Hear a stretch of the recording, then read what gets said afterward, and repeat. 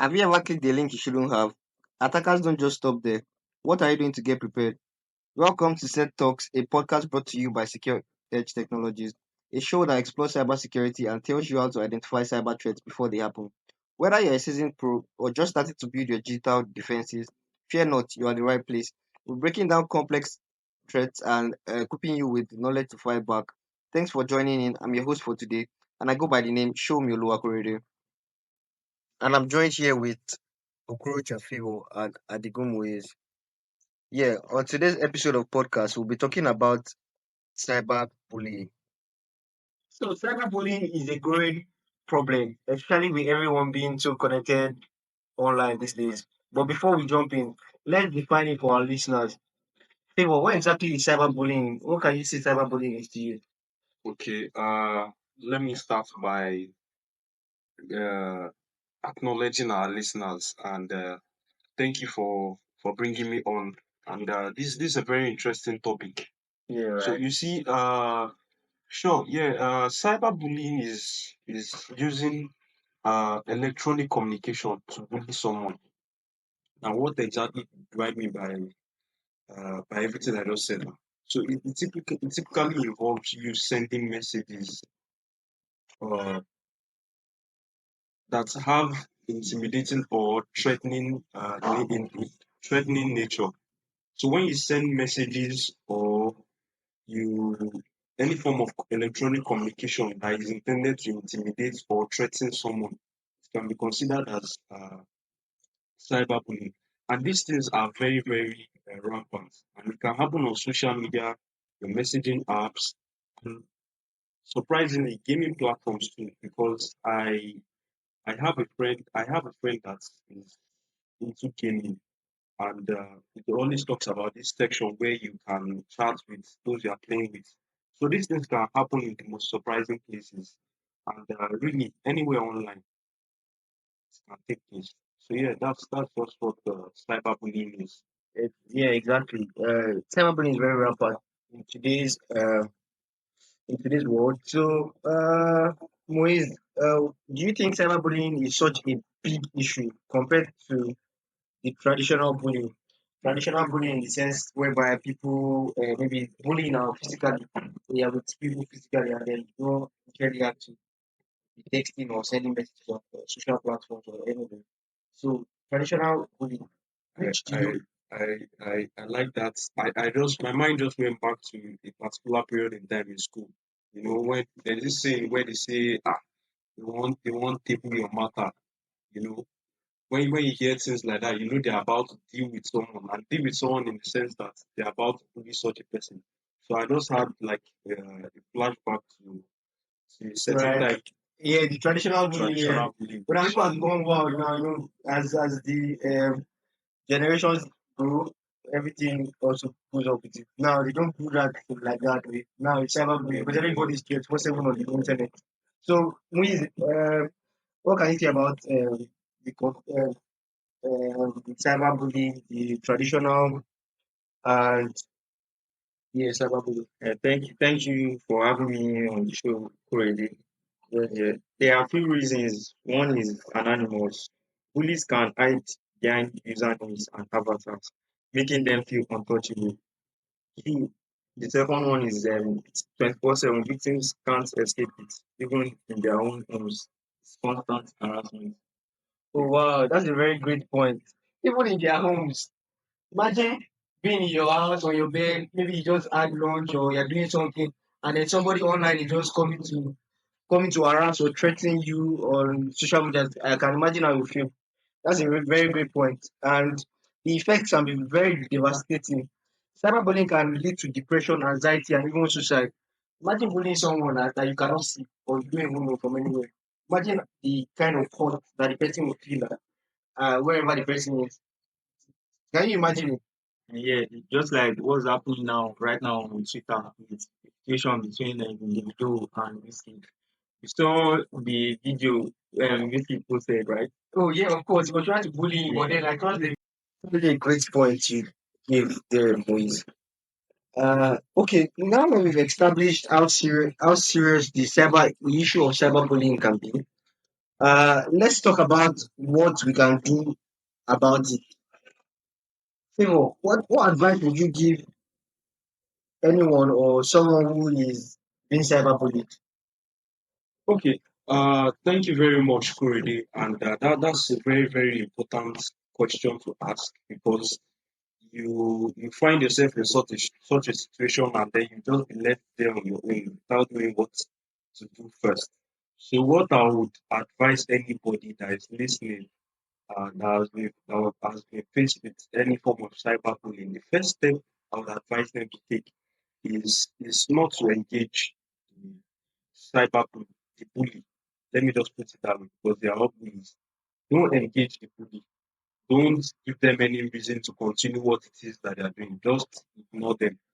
As difficult as that might sound, it is actually workable. It's something you can do. You just don't have to respond to them or keep on engaging them. Because what you will just do by doing that is that you can just egg them on. And what exactly do I mean by that? You give them fuel to keep going. You give them energy to keep on doing what it is that they are doing, and you will never just see the end of it. So that's an important first step to take. Ignore the bully. Don't give them any reason to continue what it is that they are doing. Uh, instead of that, instead of engaging them or giving them feedback, what I would advise any victim to do is to document everything. And by everything, I mean screenshot the messages and everything that the person has said or has sent, because not all cyberbullying uh, takes place via text message. Not all cyberbullying are text based. So what I would advise them is to document everything, even if it means taking a screenshot.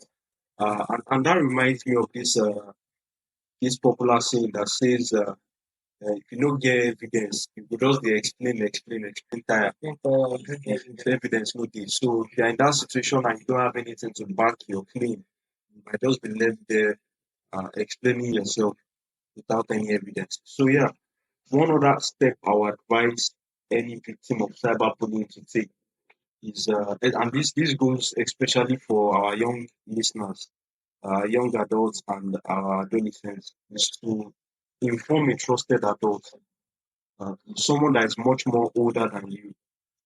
It could be a parent, a teacher, or a counselor that has some form of experience that can help you handle the situation.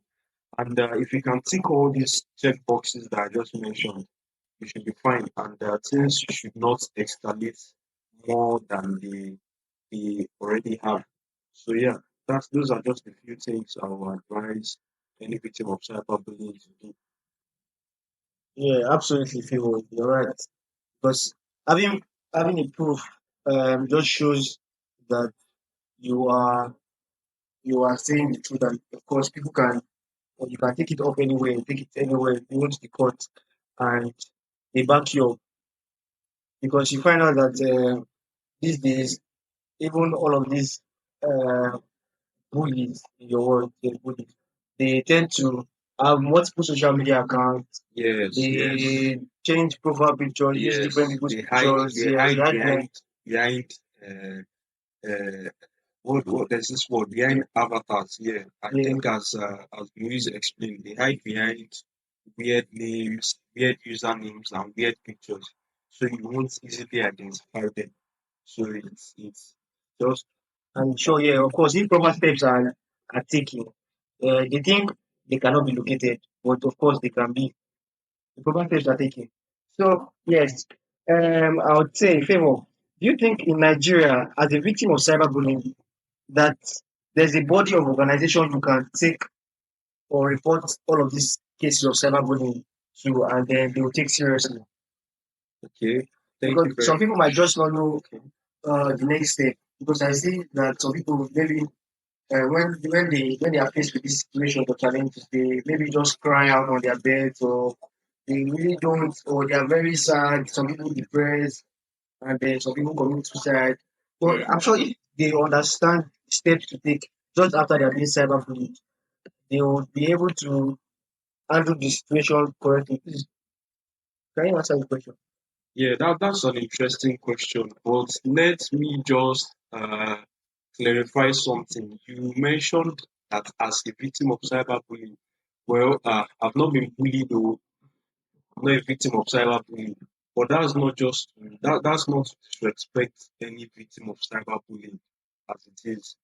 But then that's an important question, and that's like follow up to everything I said just just a while ago about the steps to take when you have been faced with or you've encountered any cyberbullying online. So I mentioned earlier that you should ignore them, don't give them any reason to engage you again. Document all your evidences and inform a trusted adult. So the next phase of actions to take is going to involve the legal landscape. That is, what exactly can you do legally? How can you take it up in court with the person? So yeah, like you asked, there's actually an act that is in that is Constitution yeah, over. yeah, there's an act that is in Nigeria. That's the Cyber Crimes Act of 2015. You mean the is it NDPA or No, no, that's a different body. That's a different act. Sorry, that act has to do with data protection. But this particular act focuses on cyber crimes, you know, and it was enforced. It was established in 2015 here in Nigeria, and in that act, it uh, the word cyberbullying is used interchangeably with cyber stalking. So they are very, very similar terms and they are used interchangeably in that particular act. And that particular act, that is the Cyber Crimes Act of 2015, provides a framework for preventing and prosecution of cyber crimes. And by cyber crimes, we are being specific here. We're talking about cyberbullying. So, Section 24 of that particular act provides that any person knowingly or intentionally sends a message or other matter using computer systems or networks that is a grossly offensive, pornographic, or of an incident, obscene, or menacing character. I'm quoting the act now, so it might sound as if I'm reading it here. So I'm actually reading the act out now. So yeah, I'll take it again. Section 4 of the act provides that any person who knowingly or intentionally sends a message or other matter using computer systems or network that is a grossly offensive, pornographic, or of an incident, obscene or menacing character, or causes any such message or matter to be sent, or he knows or that he knows to be false, to cause annoyance, inconvenience, danger, obstruction, insult, injury, criminal intimidation, enmity, hatred, ill will, or needless anxiety to another, or causes such message to be sent, commits an offence under this act and shall be liable on conviction to a fine of not more than 7 million naira. Yes, you heard that right. Not more than 7 million naira. Or an imprisonment of a term not more than 3 years, or to both such fine and imprisonment. So everything I just read now, I know some of our listeners might be a bit confused, might be wondering what is this young man reading? So I just read the exact section that addresses cyberbullying specifically, and it goes into very very specific details, and it details all the things that can be considered as cyberbullying. There's a part I read there that says he or she knows to be false. That is, putting a false narrative about the person or sending false narrative about the person uh, and, with the intention to cause the person to be annoyed or cause the person to be anxious or cause ill will of any form that you know as a sender that you know is false. You are committing cyberbullying. And I like the fact that it stated all the penalties for that. You'll be liable to 7 million naira fine or imprisonment of 3 years, not less than that. So if you are in a situation whereby you don't want to go to jail, and you don't want to pay a sum of 7 million naira for nothing, Quit cyberbullying. yes, quit cyberbullying. Don't engage in it. Don't put out anything you are not sure of. Because you can never be so sure how people might take it up with you. Like I mentioned, putting out false narrative, things you have not confirmed that can be damaging to somebody's reputation or somebody's being, can lend you these penalties that I just described here.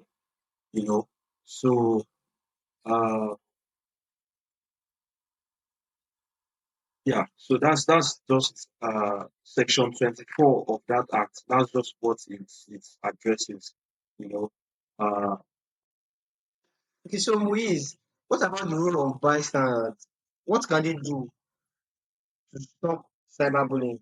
I mean, the people that are present while all of these cyberbullying are occur, because most of the time they happen even in comment section, they happen on Twitter, maybe somebody just tweeting or stuff. And of course, people it is visible to everybody. So the question here is saying, um, what um, are the roles of the bystanders, the people that are present at that particular point? Right. Thank you, Koigi, for the question.